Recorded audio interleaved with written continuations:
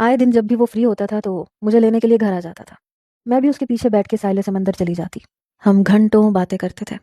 اب تو مجھے یہ بھی پرواہ نہیں تھی کہ لوگ مجھے کن نظروں سے دیکھ رہے ہیں۔ میں نے طوطے کی طرح چشم پوشی اختیار کر لی تھی۔ اس دن میں بہت خوش تھی جس دن ایان کی تعلیم مکمل ہو چکی تھی۔ وہ بہت اچھے نمبروں سے پاس ہوا تھا۔ اب اسے نوکری کی تلاش تھی۔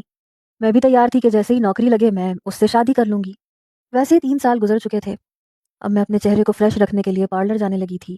اپنے بالوں کی کٹنگ ایسے کرواتی کہ میری عمر کم لگے، فیشل کرواتی تاکہ زیادہ خوبصورت لگ سکوں، لیکن بڑھتی ہوئی عمر کے آثار میرے چہرے پہ نظر آنے لگے تھے۔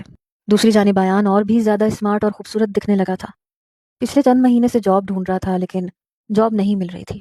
اکثر پیٹرول کے پیسے مجھ سے لے کے جاتا تھا۔ میں خود بھی بہت دعائیں کر رہی تھی کہ اس کی جاب لگ جائے۔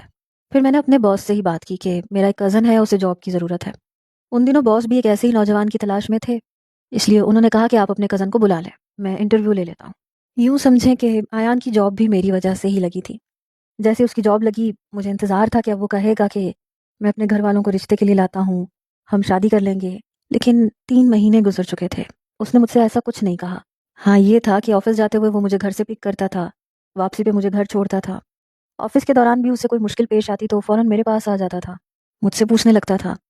میں کافی سالوں سے آفس میں ہی کام کر رہی تھی، اس لیے میں سینئر ہو چکی تھی، میں اسے بتا بھی دیتی تھی، لیکن اب لوگ